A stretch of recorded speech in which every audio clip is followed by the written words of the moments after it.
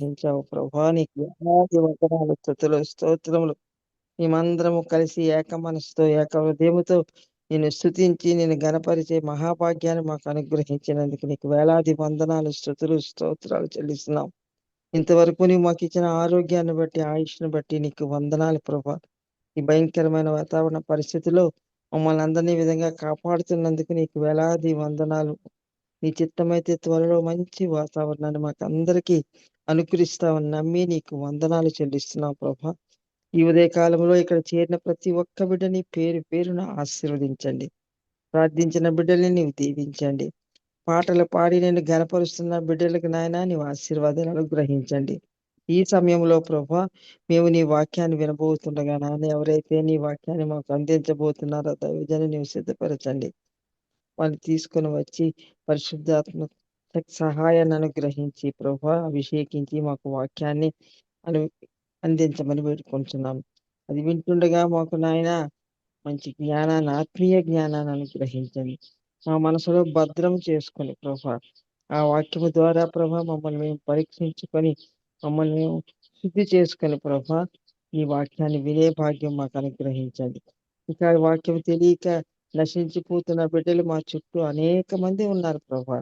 అటువంటి బిడ్డలకు నీ మార్గాన్ని చూపించగలిగే జ్ఞానాన్ని కూడా మాకందరికీ అనుగ్రహించమని మరొక్కసారి వాక్యాన్ని అందించబోతున్నటువంటి దైవజన్ని నీవు ఆశీర్వదించమని ఈ ప్రార్థన ప్రభువైన యేసునామం పేరిట వేడుకొంచున్నాం తండ్రి.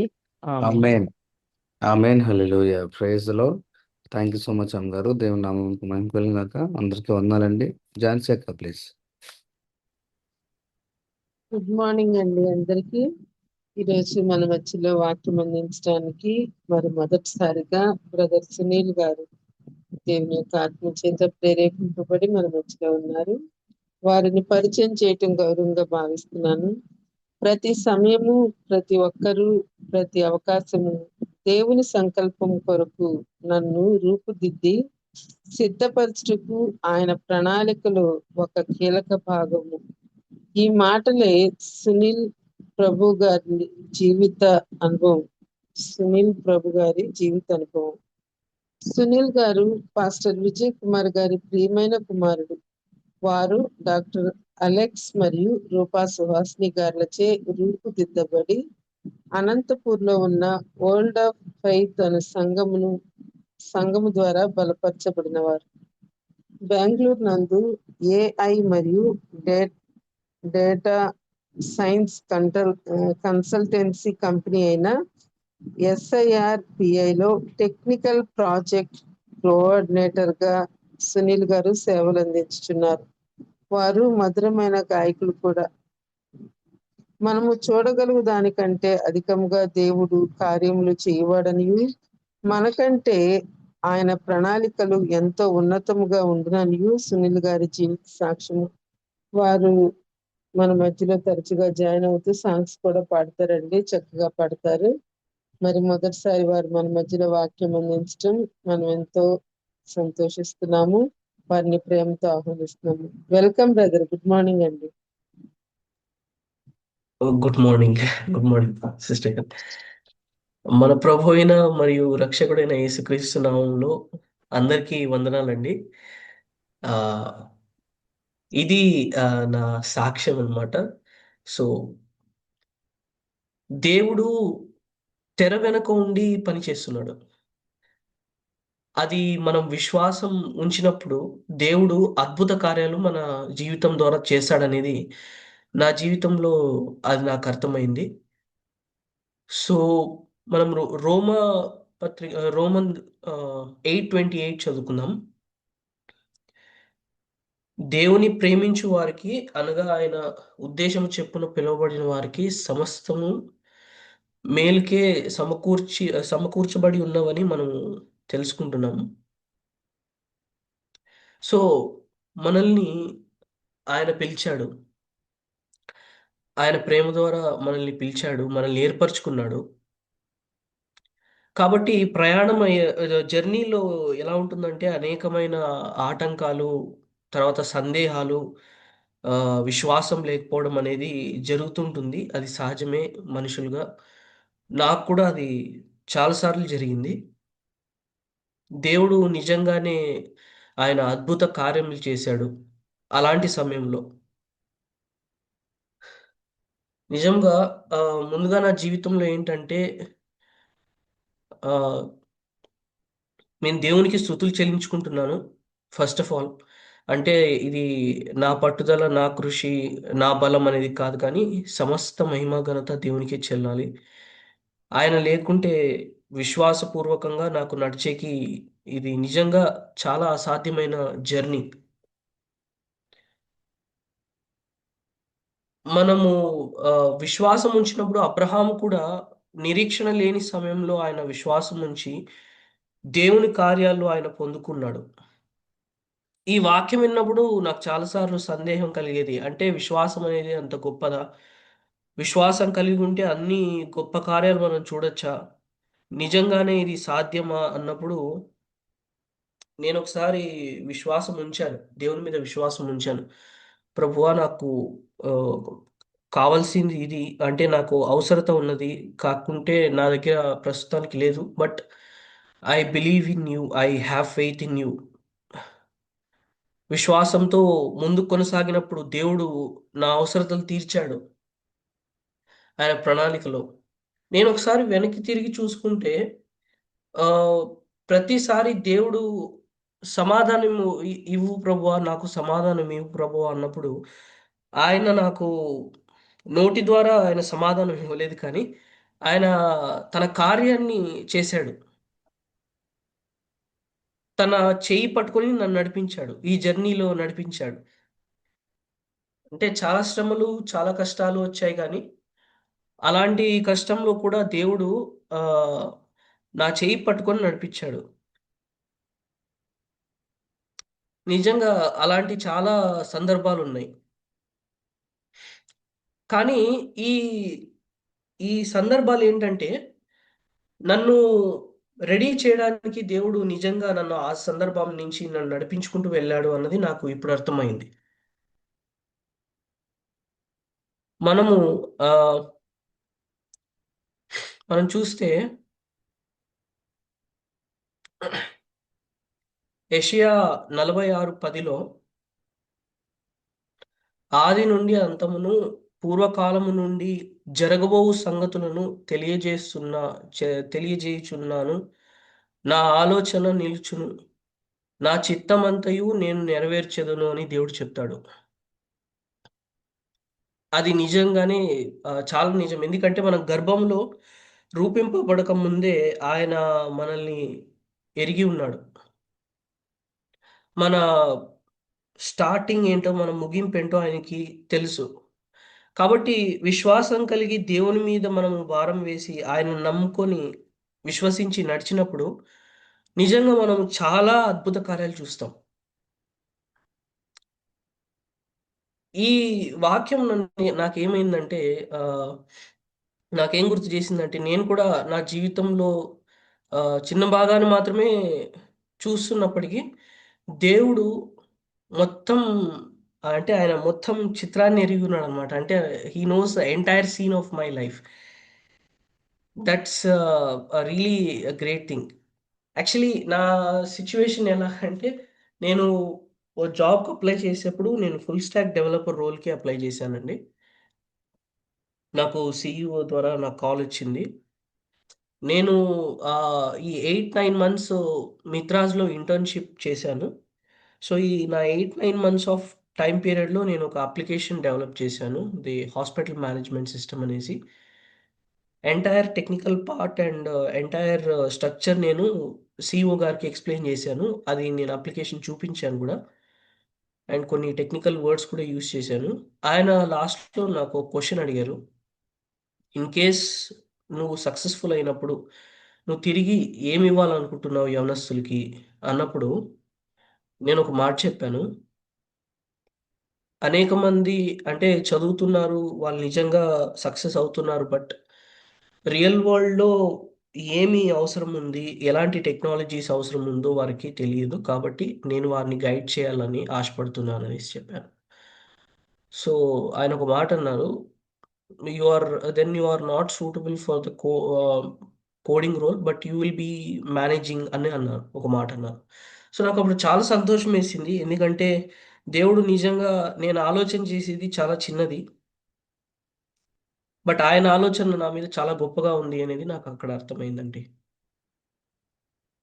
కాబట్టి మనం దేవుని మీద నమ్మకం ఉంచి, విశ్వాసం ఉంచి మన పని మనం చేసుకుంటూ, విశ్వాసంతో ఆయన నమ్ముకుంటూ ముందుకి కొనసాగినప్పుడు నిజంగా ఆయన మన జీవితంలో చాలా అద్భుత కార్యాలు చేయడానికి సిద్ధంగా ఉన్నారు.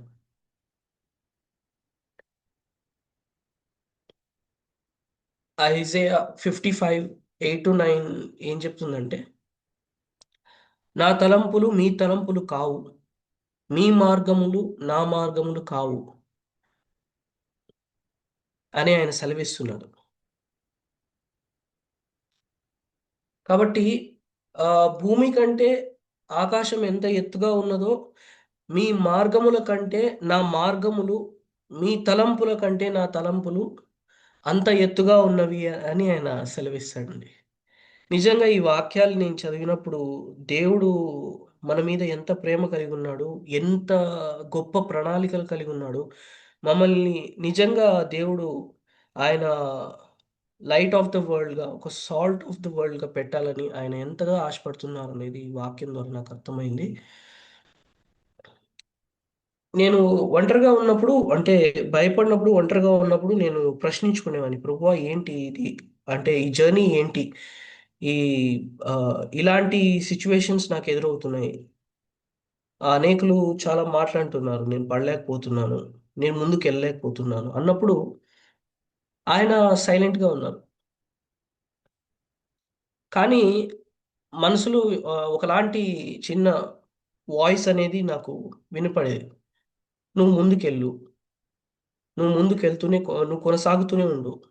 నేను నిన్ను నడిపిస్తాను" అనేసి ఒక వాయిస్ వచ్చింది. సో, నేను ఆ వాయిస్‌ని పట్టుకొని ధైర్యంగా ముందుకు కొనసాగినప్పుడు, దేవుడు నిజంగానే అలాంటి స్థితి నుంచి నన్ను పైకి లేవనెత్తాడు. ఈ ప్రయాణం ద్వారా దేవుడు నాకు నేర్పించిన విషయం ఏంటంటే, ఆయన ఆహ్, ఆయన ఈ జర్నీ ఏదైతే ఉందో, ఈ ప్రక్రియ అయితే ఉందో, నాకు అర్థం కాకపోయినా గానీ, ఆయన ఉద్దేశాన్ని నేను నమ్మగలననమాట. ఆయన ఉద్దేశాన్ని నేను నమ్మగలిగేటట్టు ఆయన చేశాడు.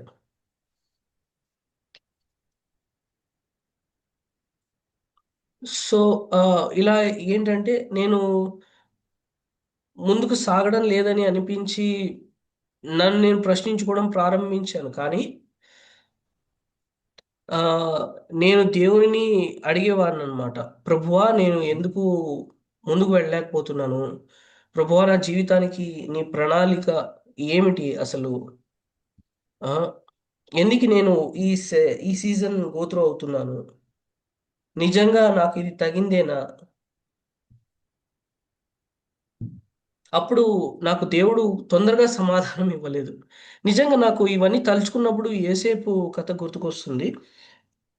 యేసేపుతో జరిగిన విషయాలు గుర్తుకొస్తాయి. ఆయన నిజంగా ఆ అద్భుత, అంటే ఆ ఉన్నత స్థాయిని దేవుడు యోసేపుకి బయలుపరిచినప్పుడు, యోసేపు కూడా వారి అన్నలతో షేర్ చేసుకోవడం, వారి అన్నలు అలాగా జెలస్ ఫీల్ అవ్వడం, తర్వాత అలా చేయడం.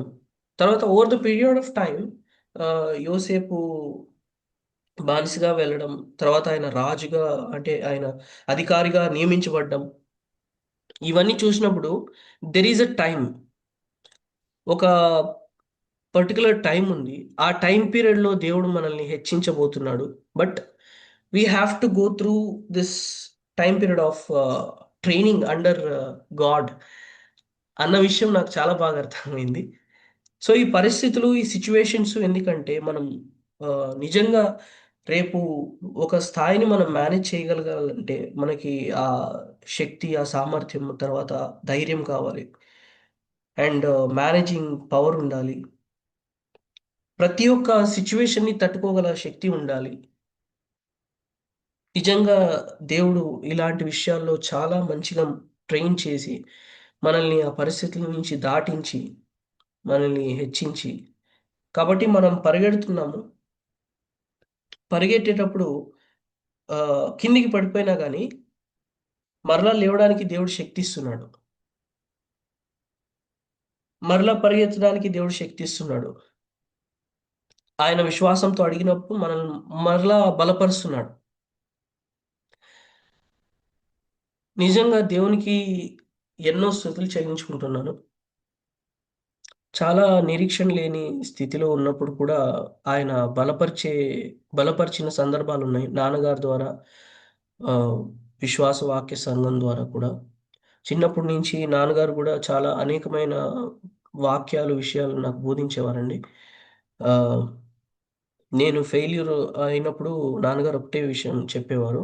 "సునీల్, నీలో I can see you have lot of skills in you. Keep going. Don't feel low." అంటే ఎప్పుడు నిన్ను నువ్వు తగ్గించుకోవద్దు. దేవుడు ఉన్నాడు అని ఆయన చెప్పేవారండి.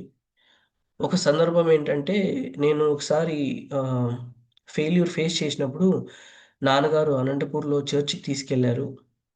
మేమిద్దరం కలిసి ప్రార్థన చేసాం దేవునికి. ప్రభువా! మేము ఇలా ఉన్నాము. మా పరిస్థితి ఇంతేనా? ఇంకా వేరే మార్గం లేదా? అన్నప్పుడు ఆయనే మార్గాన్ని ఏర్పరిచాడు. నేను ఇంటర్మీడియేట్ చేయాలనుకున్నప్పుడు నాకు కంప్యూటర్ సైన్స్ అంటే చాలా ఇష్టం.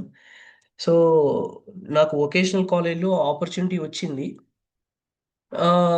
ఏంటంటే ఒక అసిస్టెంట్‌గా కోర్స్ ఉన్నింది. దాంట్లో ఆపర్చునిటీ వచ్చింది. బట్ నేను ప్రార్థన చేశాను. ప్రభా! నాకు కంప్యూటర్ సైన్స్ ఇంజినీరింగే కావాలి. నేను ఆ సబ్జెక్టే చదువుకోవాలనుకుంటున్నాను అనేసి చెప్పినప్పుడు, ఆహ్, అక్కడ షాలం సార్ అనేసి ఆయన నాన్నగారిని అన్‌ఎక్స్‌పెక్టెడ్ కలిసారు. సో, కోర్స్ గురించి చెప్పారు. I felt really happy. But ఉండడానికి అక్కడి నుంచి మా ఊరు నుంచి అక్కడికి అప్ అండ్ డౌన్ చేయాలంటే ట్రావెలింగ్ అనేది చాలా పెద్ద సమస్య. సో, ఐ ప్రేడ్ దట్ ప్రభువా నాకు ఒక ఆశ్రయం కావాలి. హాస్టల్ కాదు. నిజంగా హాస్టల్‌లో ఉన్నప్పుడు చాలా విషయాలు ఫేస్ చేశాను. But don't want to be distracted ప్రభువా. I want peace and I want room where I can get peace. So, నిజంగా దేవుని ఏర్పాటు ఎలా ఉందంటే, రూపా మేడం ద్వారా నాకు ఆశ్రయం దొరికిందండి. సో, అక్కడికెళ్ళాక నేను అనేకమైన విషయాలు నేర్చుకున్నాను. దేవుని గురించి, తర్వాత ప్రేమ అంటే ఎలా ఉంటుంది? పేషెన్స్ అంటే ఎలా ఉంటుంది? They have taught me a lot. I found my foundation there. Actually అక్కడే నాకు ఫౌండేషన్ కలిగింది. నిజంగానే. అక్కడ అక్కడి నుంచి నేను సక్సెస్‌ఫుల్‌గా ఇంటర్మీడియేట్ కంప్లీట్ చేసుకొని బయటికి వచ్చేటప్పుడు చాలా ఏడ్చేసానండి. ఎందుకంటే నాకు ఆ ఇల్లు వదలాలని లేదు. ఎందుకంటే అక్కడ నేను దేవుని సమాధానాన్ని, ఆయన కృపని, ఆయన సన్నిధిని కనుగొన్నాను కాబట్టి. కానీ డేవిడ్ అని ఒక మాట అన్నారు.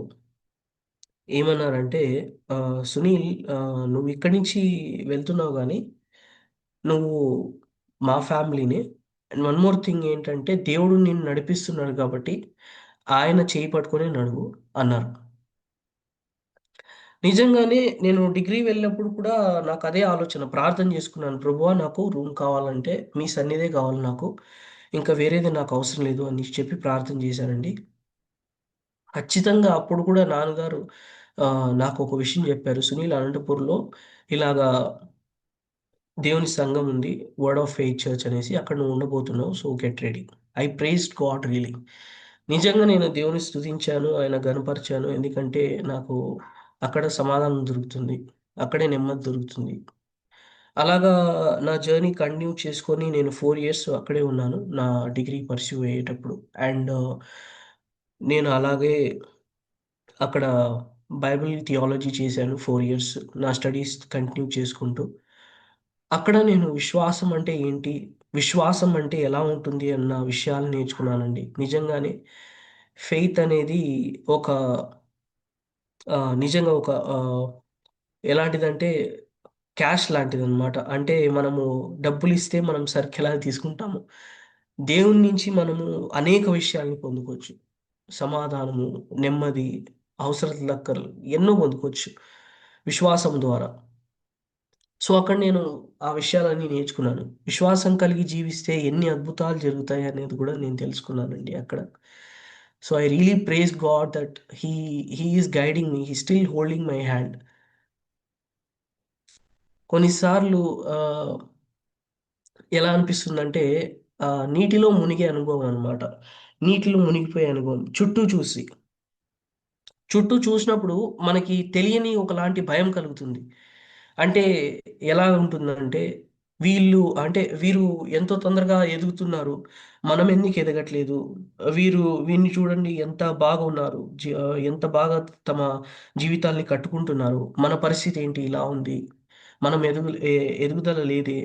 మనలో ఆశీర్వాదం లేదే? ఎందుకని అనేది మనము చాలా సార్లు ప్రశ్నించుకుంటూ ఉంటాం. మనసులో అది కలిగే విషయం అది సహజమే. అప్పుడు నాకు ఏం గుర్తుకొచ్చిందంటే, వెంటనే యేసు చేయి చాపి అతనిని పట్టుకొనెను అన్న వచనం గుర్తుకొచ్చిందండి. మనకందరికీ తెలిసిందే.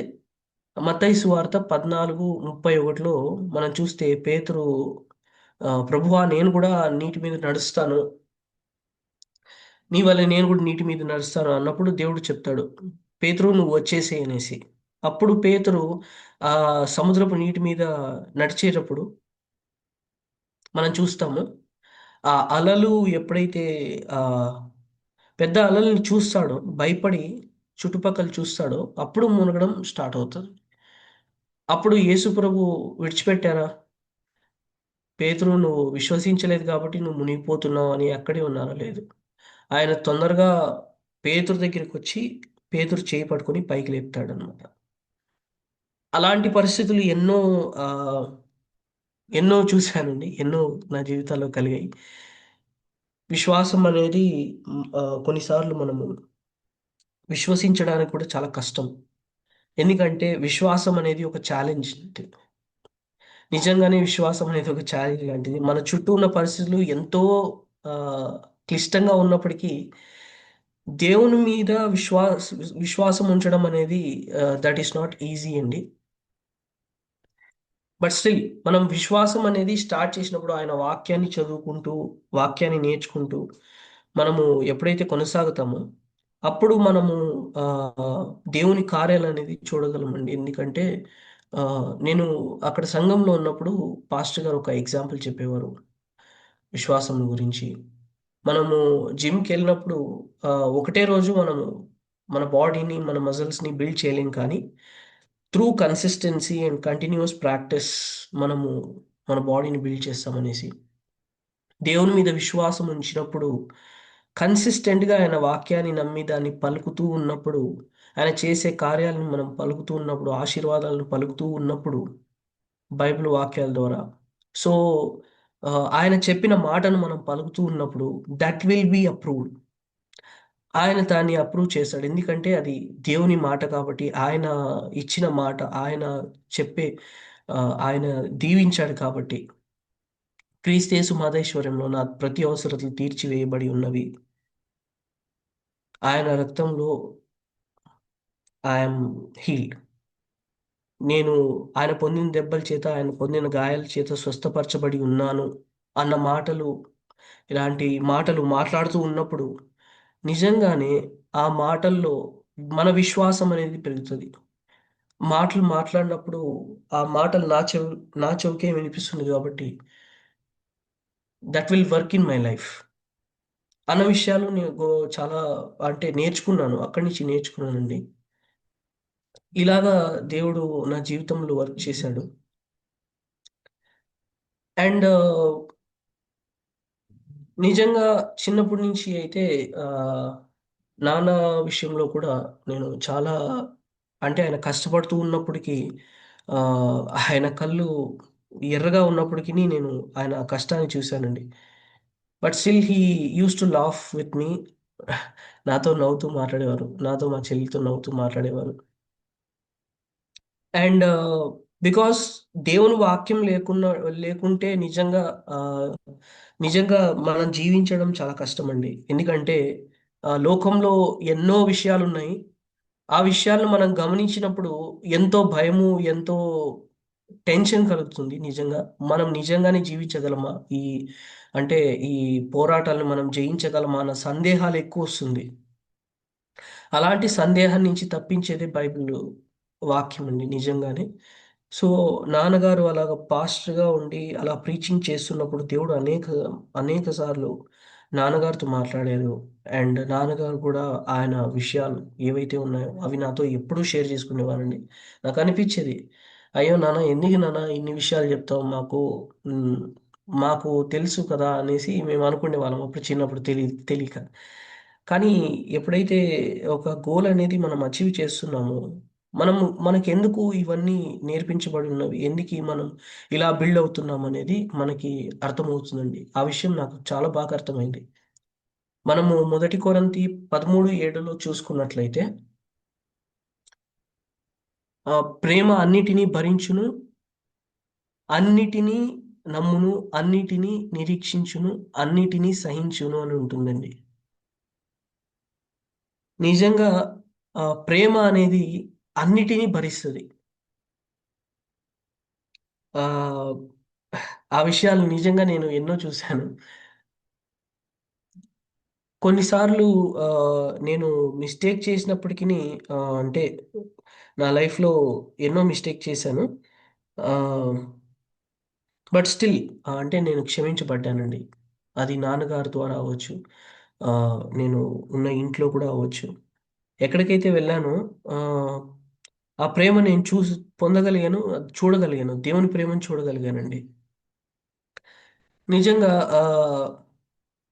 ఇలాంటి విషయాలు, ఇలాంటి పాఠాలు దేవుడు నాకు నా జర్నీలో నేర్పిస్తూ వచ్చాడు. మనం ఇంకా చూసినట్లయితే కీర్తనలు 46:1లో దేవుడు మనకు ఆశ్రయమును, దుర్గమును, ఆపత్కాలములో నమ్మకొనదగిన సహాయమును అయ్యున్నాడు అని ఉంటది. నిజంగానే ఆహ్, పడిపోయినప్పుడు అంటే ఆహ్, ఎలా అంటే నాకింకా హోప్స్ లేవు, నిరీక్షణ లేదు. నేను డిగ్రీ కూడా కంటిన్యూ చేయలేను. నేను ఎక్కడికైనా వెళ్లి జాబ్ చేయాల్సిందే అన్న పరిస్థితిలో కూడా దేవుడు నిజంగానే ఆశ్రయం ఇచ్చాడండి. అంటే ఆయన, ఆయన కృపలోనే, ఆయన సన్నిధిలోనే నాకు అవకాశం వచ్చింది. నిజంగా ఇది నా సాక్ష్యం అని చెప్పుకోవచ్చు. ఎలా అంటే నేను 10థ్ క్లాస్ అయిపోయినప్పుడు మళ్ళీ ఇంటర్మీడియేట్‌లో ఉన్నప్పుడు నేను Alex sir and Rupa ma'am వాళ్ళ ఇంట్లో ఉన్నాను. అక్కడ నిజంగా చాలా దీవించబడ్డానండి. చాలా అంటే నిజంగా చాలా దీవించబడ్డాను. అంటే క్యారెక్టర్‌లో మార్పొచ్చింది. అది దేవుని వాక్యం ద్వారానే. వారి ప్రార్థన ద్వారా.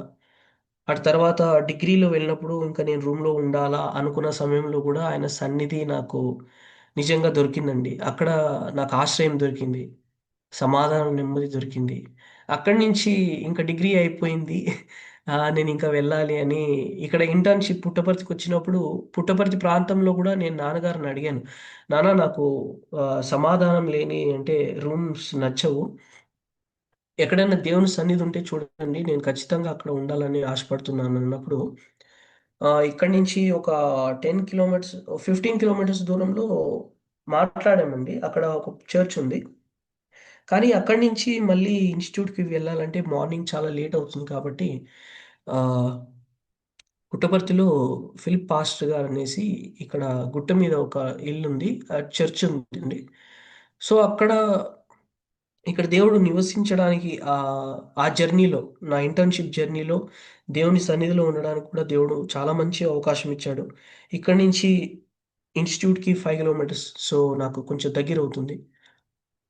అలాగా నేను చూస్తే ఈ 3 ప్లేసెస్‌లో కూడా నిజంగా దేవుని సన్నిధి అనే ఆపర్చునిటీ నాకు దొరికింది. అప్పుడు నాకు అర్థమైన విషయం ఏంటంటే, నన్ను దేవుడే నడిపిస్తున్నాడు. ఇంకెవరు కాదు. యాక్చువల్లీ నేను ఐటీ కోర్స్ చేయాలన్న ఆశ. అంటే సాఫ్ట్‌వేర్ అవ్వాలన్న ఆశ నాలో. నేను నాన్నగారితో ఒక మాట అన్నాను. నాన్న బెంగుళూరులో ఇలాగా కోర్స్ నేర్పిస్తారు. ఆహ్, 30,000 అవుతుంది. ఇలాగ కోర్స్ విషయంలో నేర్చుకోవడానికి. తర్వాత సాఫ్ట్‌వేర్ కూడా అవ్వచ్చు. 3 మంత్స్ కోర్స్ నాన్న అన్నా.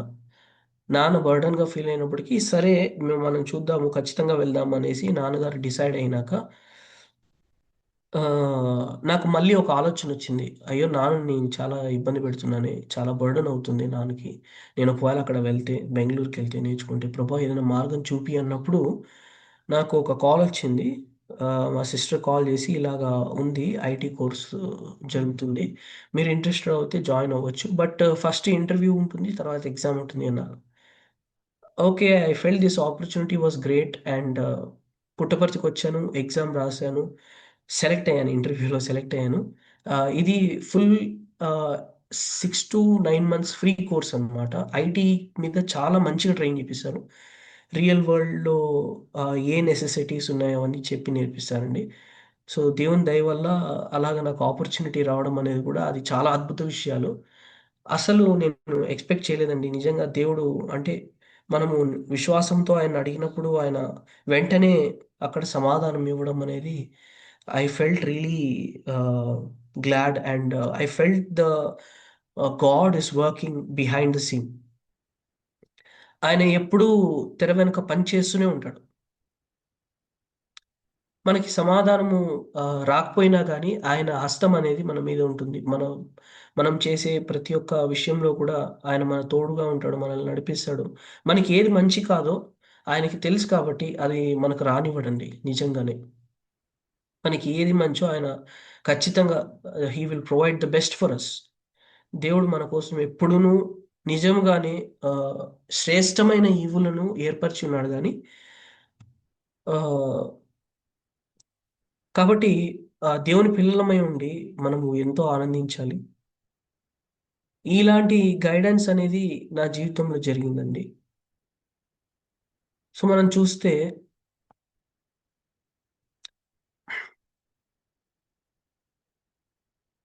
ఎఫెసీయులకు మనం చూస్తే ఎఫిషియన్స్ చూస్తే 2:8లో ఏముంటుందంటే, మీరు విశ్వాసము ద్వారా కృపచేతనే రక్షింపబడి ఉన్నారు. ఇది మీ వలన కలిగినది కాదు. ఇది దేవుని వరమే. కాబట్టి చూస్తే ఆహ్, మనం విశ్వాసము ద్వారా కృపచేతనే కానీ, మన క్రియలను బట్టి కాదు. మనము ఏదో చేశామని కాదు అన్న విషయం గూడా నాకు అర్థమైందండి. నిజంగా. ఎందుకంటే ఆయన మనల్ని ఏర్పరచుకొనున్నాడు. ఆయన మన మీద ప్రేమ కలిగి ఉన్నాడు. నిజంగా విశ్వాసము ద్వారానే తప్ప అండ్ ఇది దేవుని బహుమానం. దేవుని గొప్ప గిఫ్ట్.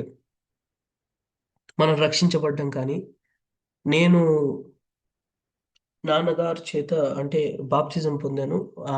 అప్పుడు నాకు నిజంగానే ఆ గిఫ్ట్ అనేది చాలా గొప్పగా అనిపించిందండి రక్షణ అనేది. ఎందుకంటే మనము రక్షింపబడిన తర్వాత ఆ అనుభవం గానీ, దేవునిలో కొనసాగే విషయం కానీ, నిజంగా చాలా గొప్ప విషయాలు జరుగుతున్నాయి నా జీవితంలో. అండ్ దేవుడు ఆ వరంనిచ్చినప్పుడు, ఆ వరాన్ని యుటిలైజ్ చేసుకోవడానికి కూడా దేవుడు చాలా మంచి అవకాశాన్ని, ఆపర్చునిటీని నాకిచ్చాడండి. నిజంగా అందును బట్టి నేను దేవుని స్తుతిస్తున్నాను. ఎంతో గొప్ప మేలు చేశాడు నా జీవితంలో. నిజంగా ఆహ్, ఏంటంటే ప్రభువా ఇలాంటి ప్రేమ నిజంగా ఇలాంటి ప్రేమ పొందడానికి నేను అర్హుడినా అనేసి నేను చాలా సార్లు క్వెషన్ చేసేవాడిని దేవుడిని. కానీ ఆహ్, నాకు దేవుడు గుర్తు చేసేవాడు ఏంటంటే, ఆశీర్వాదము అర్హతపై పడదు గానీ, అవి ఆయన కృప వల్లే ఆధారపడుతుంది అనేసి. ఆశీర్వాదం అనేది నిజంగానే మనం అర్హులం కాదు. బట్ దేవుడు ఆయన కృప చేత మనల్ని ఆయన ప్రేమించి, ఆయన పిలుచుకొని మనల్ని దీవిస్తున్నాడు. నిండైన, మెండైన ఆశీర్వాదాలతో మనల్ని దీవిస్తున్నాడన్న విషయం అనేది నాకు చాలా ఆహ్, అర్థమైందండి. ఎందుకంటే మనం ఎవరైనా గిఫ్ట్ ఇచ్చినప్పుడు మనము తీసుకుంటాము. థాంక్స్ చెప్తాం కానీ, మనము వారికి డబ్బు పే చేయమండి. ఎందుకంటే అది గిఫ్ట్. దేవుడు కూడా మనకి ఈ రక్షణ, ఆనందాన్ని కలుగజేశాడు. రక్షణ అనే గొప్ప ఆశీర్వాదము, నిజంగా రక్షణ అనే గొప్ప గిఫ్ట్ మనకిచ్చాడండి. మనం తీసుకొని దేవుని స్తుతించడమే గానీ, మనము ఆయనకి నిజంగా స్తుతులు తప్పితే ఇంకా ఏం చెల్లించలేము. ఎందుకంటే ఆయన గొప్ప దేవుడు కాబట్టి. నిజంగా ఈ ఇది ఏం నేర్పించిందంటే, ప్రతి విషయము, ప్రతి మంచి విషయము దేవుని వరమే. ప్రతి ఒక్క శ్రేష్టమైన ఈవులు దేవుని వరమే. కాబట్టి ఆహ్, ఇది ఎందుకంటే నేను పర్ఫెక్ట్ అని కాదు కానీ, దేవుని దేవుడు ప్రేమ గలవాడు అండ్ ఆయన కనికర పూర్ణుడు కాబట్టి, ఆయన నిజంగా గొప్ప దేవుడు. కాబట్టి ఇలాంటి విషయాలు నన్ను విశ్వాసంలో ముందుకు కొనసాగజేసాయండి. అండ్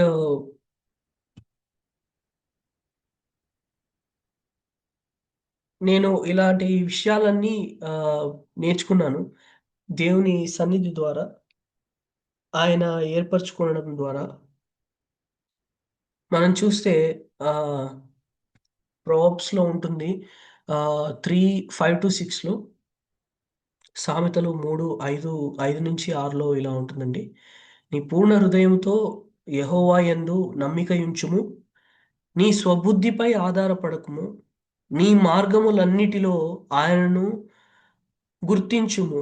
అప్పుడు ఆయన నీ త్రోవలను సరళము చేయును అని ఉంటుంది.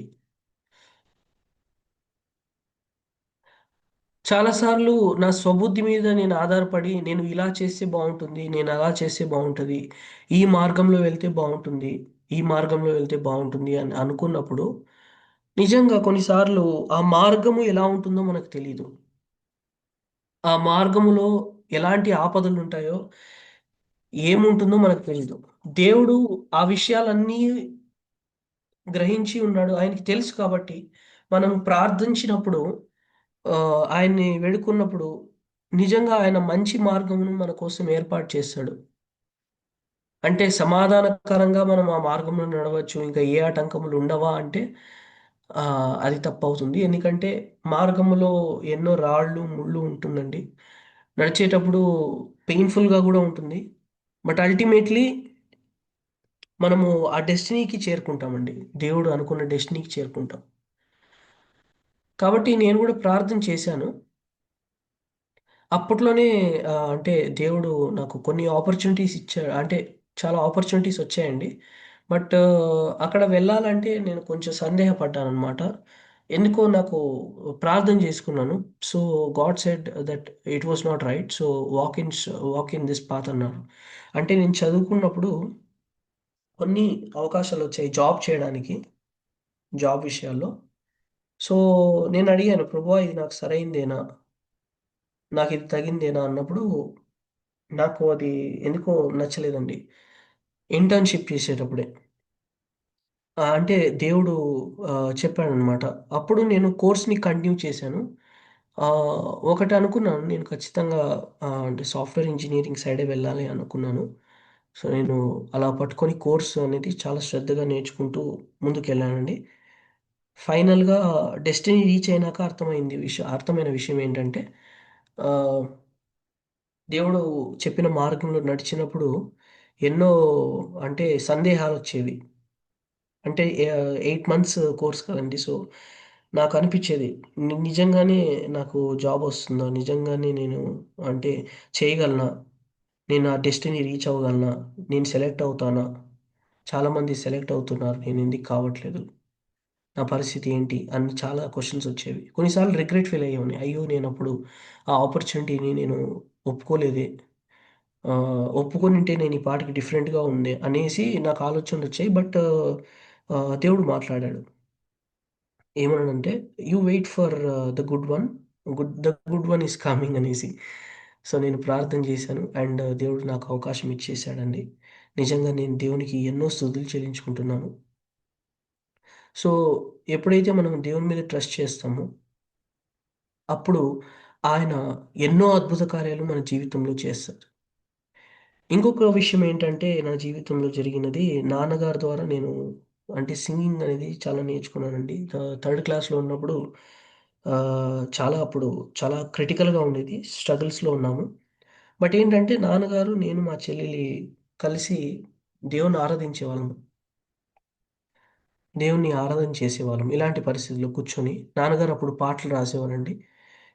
కన్నడ టు తెలుగు ట్రాన్స్‌లేషన్ తర్వాత ఆయన ఓన్‌గా ప్రిపేర్ చేసి రాసేవాళ్ళు. సో, అప్పుడు అలా పాడుకున్నప్పుడు దేవుని వర్షిప్ చేసినప్పుడు నిజంగా దేవుడు ఎన్నో కష్టాల నుంచి, ఎన్నో బాధల నుంచి విడిపించిన సమయాలు ఎన్నో ఉన్నాయి. అప్పటినుంచి నేను స్తుతించినప్పుడు, దేవుని ఆరాధన చేసినప్పుడు ఆహ్, నిజంగా ఆయన సన్నిధి, ఆయన ప్రసన్నతని ఎంతో నేను అనుభవించాను. కాబట్టి అది కూడా ఒక దేవుని వరమే అని చెప్పాలి. ఎందుకంటే దేవుడు మన ఆసక్తిని చూస్తాడు. మనలో ఎన్నో ఆయన తలాంతులు పెట్టాడు. మనము దాన్ని కనుక్కొని దాన్ని ఎప్పుడైతే మనము పొదును పెడతామో ఖచ్చితంగా అది టాలెంట్ అనేది అనేక చోట్ల యూజ్ అవుతుందండి. అది నాకు దేవుడు నా జీవితం ద్వారా నేర్పించాడు. సో, ఆహ్, నిజంగా చాలా సార్లు దేవుని వాక్యము, తర్వాత దేవుని పాటలు పాడేటప్పుడు చాలా కన్నీళ్ళొచ్చేవి. ఎందుకంటే ఆయన సన్నిధిని నేను ఫీల్ అయ్యేవాడిననమాట. I felt close to God when I worship him. So, మనం చూస్తే సామెతలు 34:1లో ఏముంటుందంటే, నేను ఎల్లప్పుడూ యెహోవాను స్తుతించెదను. ఆయన స్తుతి నిత్యము నా నోట ఉండును అనేసి. నిజంగా నాకు యెహోషువ గుర్తుకొస్తున్నారు. అంటే పాడేటప్పుడు ఆహ్, 6 దినములు వారు సైలెంట్‌గా ఉంటారండి. యెరికో గోడల చుట్టూ తిరుగుతూ ఉంటారు. ఏడో దినమున ఎప్పుడైతే వారు గట్టిగా కేకలు వేసి దేవుని స్తుతించడం ఆరంభిస్తారో, అప్పుడు యెరికో గోడలు కూలిపోతాయి. క్రాక్స్ ఒస్తాయి, కూలిపోతాయి. అంటే 6 డేస్ నిజంగానే సైలెంట్‌గా ఎందుకు సైలెంట్‌గా ఉండమన్నారు అని చాలా సార్లు నాకు సందేహం కలిగేది. ఎందుకు ప్రభువా అంటే 6 రోజులు నిశ్శబ్దంగా ఉండి, తర్వాత ఏడో రోజు కేకలు వేసి స్తుతించమన్నావు ఎందుకు అన్నప్పుడు, నాకు అర్థమైన విషయం ఏంటంటే 6 రోజులు నిశ్శబ్దంగా ఉండడం వల్ల వారు ఆహ్, అంటే విశ్వాసం లేని మాటలు అంటే, "అరే! ఇన్ని రోజులు తిరుగుతున్నాం గదా! ఒక్క క్రాక్ గూడా కనిపించలేదు గోడలో. నిజంగా అసలు ఏమీ కనిపించట్లేదే" అని అవిశ్వాసపు మాటలు రావచ్చేమో. దేవుని మీద సందేహం పెరగచ్చేమో. అవిశ్వాసం వలన దేవుడు నిజంగా కొన్నిసార్లు మనము కార్యం చూడలేం. చాలా సార్లు ప్రార్థన చేసినప్పుడు ఆమేన్ అని బయటికెళ్ళినప్పుడు మనము ప్రార్థనలో చేసిన విషయాలకి నెగెటివ్‌గా కొన్నిసార్లు మాట్లాడతాం. అంటే ఆహ్, ప్రభువా! నా జీవితంలో ఈ కార్యం చెయ్యి. నువ్వు సెలవిచ్చావు నీ వాక్యములో చేస్తావని, నన్ను దీవిస్తావని. ప్రభువా! నన్ను దీవించు. ఆమేన్ అని బయటికెళ్ళి ఆహ్, ఎవరైనా వచ్చి మనల్ని అడిగితే, నిజంగానే ఇది జరుగుతుందంటావా అన్నప్పుడు, మనము ఇలా చెప్తే ఏమో జరగచ్చు, జరగకపోవచ్చు అన్నప్పుడు అది కూడా అవిశ్వాసం అవుతుంది కాబట్టి అప్పుడు మనము దేవుని కార్యము చూడలేము. మనం ప్రార్థించిన విశ్వాసం ఎప్పుడైతే మనం బయట కూడా దాన్ని పలుకుతామో, అప్పుడు దేవుడు విశ్వాస ప్రమాణం అంటే విశ్వాసం బట్టి ఆయన ఎన్నో గొప్ప కార్యాలు చేసేవాడుగా ఉన్నాడు కాబట్టి, ఏడవ రోజు వారు కేకలేసినప్పుడు, దేవుని స్తుతించినప్పుడు, విశ్వాసంతో 6 రోజులు దేవుడు చెప్పిన మాటకు లోబడి వారు చేసినప్పుడు యెరికో గోడలు కూలిపోవడం మనం చూస్తాము. దేవుని ఆరాధన చేసేటప్పుడు, ఆయన మీద విశ్వాసం ఉంచినప్పుడు, మన జీవితాల్లో చాలా మేలులు, గొప్ప కార్యాలు మనం చూడగలుగుతామండి. అండ్ ఈ వర్స్ నాకు ఏం నేర్పించిందంటే ఆహ్, మన స్థుతి కూడా మన జీవితంలో మన జీవితంలో ఉన్న సర్కమ్‌స్టాన్సెస్ మీద ఆధారపడదు కానీ, ఎటువంటి పరిస్థితిలో కూడా, ఏ స్థితిలో అయినా గానీ, మనం దేవుని స్తుతించగలగాలి. ఆయన్ని ఆరాధించగలగాలి. ఆయన ప్రేమను మనము తెలుసుకున్నప్పుడు, మనం ఆరాధించకుండా ఉండలేమండి. దేవుని స్తుతించకుండా ఉండలేం. కానీ స్తుతి అనేది మనల్ని ఏం జేస్తుందంటే, మన సమస్యలు చాలా ఉంటాయి. ఆ సమస్యల నుంచి కొన్నిసార్లు మనం విడిపించకపోవచ్చు కానీ, మనకేమొస్తుందంటే ఒక శక్తి వస్తుందండి. మనకి ఒక బలం కలుగుతుంది. అంటే ఆ పరిస్థితులు గుండా మనం దాటగలము. ఆ కొండను మనం దాటగలం అన్న శక్తి మనలో కలుగుతుందనమాట. సో, ఈ ఇంటర్న్‌షిప్ జర్నీలో కూడా ఆహ్, నాకు ఆహ్, చాలా అంటే చాలా దేవుడు నేర్పించాడండి. చాలా విషయాలు, అనేకమైన విషయాలు నేర్పించాడండి. నిజంగా దేవునికి నేను స్తుతులు చెల్లించుకుంటున్నాను. సామెతలు 16, 19లో ఇలా ఉంటుందండి. మనుషుల హృదయములో వారి మార్గమును యోచించుదురు గాని, యెహోవా వారు యెహోవా వారి అడుగులను స్థిరపరచును అని ఉంటుంది.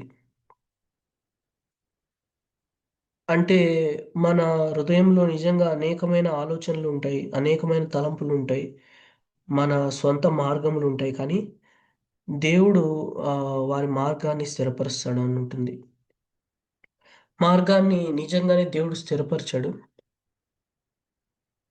సో, ఇలాగా నా జర్నీ చూస్తే చాలా సార్లు అనిపిచ్చేది, ప్రభువా! నేను థర్డ్ క్లాస్‌లో ఇలాగ ఒక మాట అన్నాను గదా! నేను ఇలాగ సాఫ్ట్‌వేర్ అవుతాను అనేసి, నా యాంబిషన్ ఇది అనేసి. నిజంగానే దేవుడు ఆ మార్గాన్ని స్థిరపరిచాడు. కానీ గొప్పగా స్థిరపరిచాడండి. అందుకని నేను దేవుడిని స్తుతిస్తున్నాను.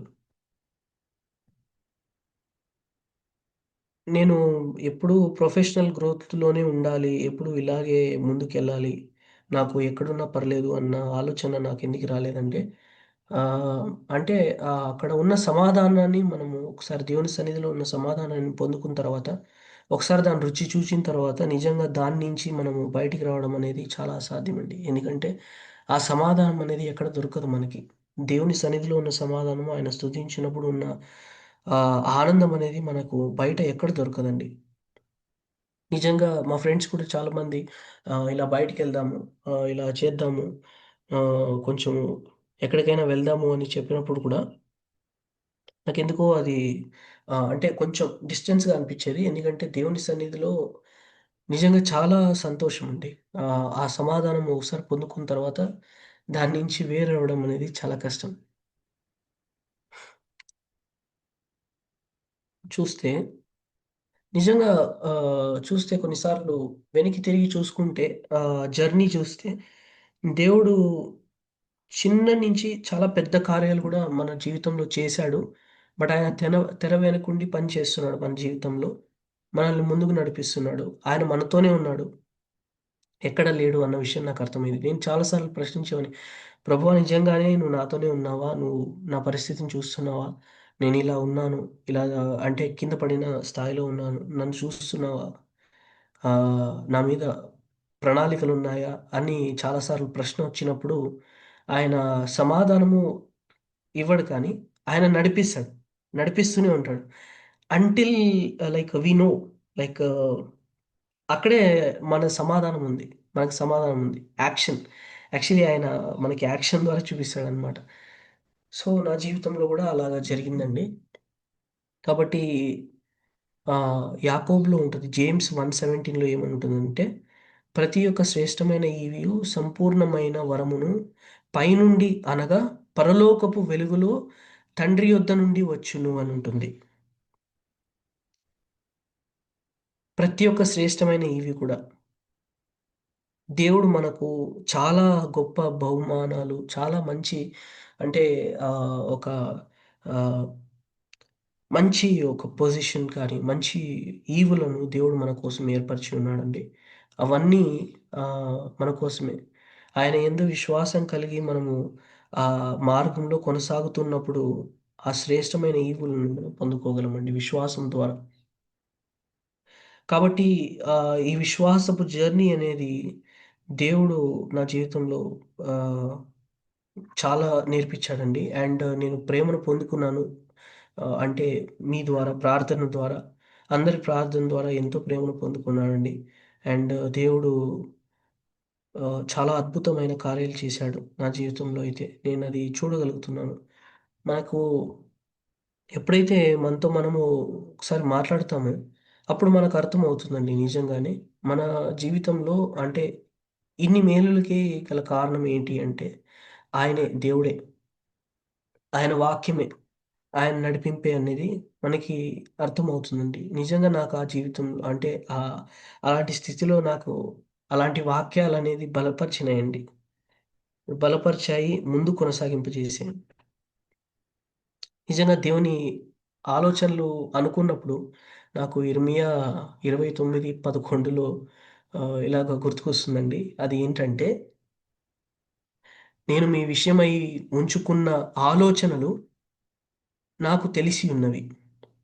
అవి మీకు క్షేమమును కలిగించినవే కానీ కీడును కలిగించినవి కావు. మీకు నిరీక్షణ గల అంతమును అనుగ్రహించుటకై ఉంచుకున్న ఆలోచనలే. For I know that the plans I have for you, declares the Lord, plans to prosper you and not to harm you, plans to give you hope and a future అనేది దేవుడు నాతో మాట్లాడాడు ఆ వర్స్ ద్వారా.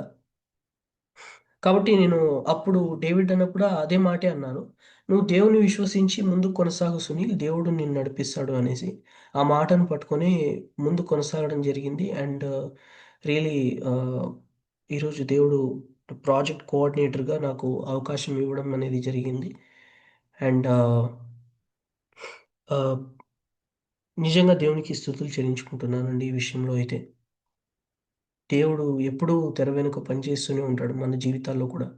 మనం చూస్తే యోసేపు విషయంలో కావచ్చు, ఇంకా మోషే విషయంలో కావచ్చు, అనేకాల విషయంలో కావచ్చు, మనం చూస్తే బైబిల్‌లో దేవుడు ఎన్నో గొప్ప మేలు కార్యాలు మన కోసం సిద్ధపరిచాడు గానీ, ఆయన పిలుపుకు మనం లోబడినప్పుడు వాటన్నిటిని మనం చూడడానికి అవకాశం ఉంటుందండి. ప్రార్థనాపూర్వకంగా మనము ఆయన ఉద్దేశానికి లోబడినప్పుడు మన జీవితాల్లో అనేకమైన అద్భుత కార్యాలు జరుగుతాయి. కీర్తనలు 37:23లో కూడా ఇలాగ ఉంటుందండి. మనుష్యుని అడుగులు యెహోవా చేత స్థిరపరచబడును అనుంటుంది. సో, నిజంగా మనము దేవుని పిల్లలయ్యి మనము ముందుకు నడిచేటప్పుడు దేవుడే మన మార్గాన్ని స్థిరపరుస్తాడండి. కాబట్టి ఈ విషయాలన్నీ నేను తలుచుకున్నప్పుడు దేవునికి ఎంతో నేను స్తుతులు చెల్లించుకుంటున్నాను. ఆయన చేసిన గొప్ప మేలులను బట్టి, ఆయన చేసిన కార్యాలను బట్టి దేవునికి నేనెంతో స్తుతులు చెల్లించుకుంటున్నానండి.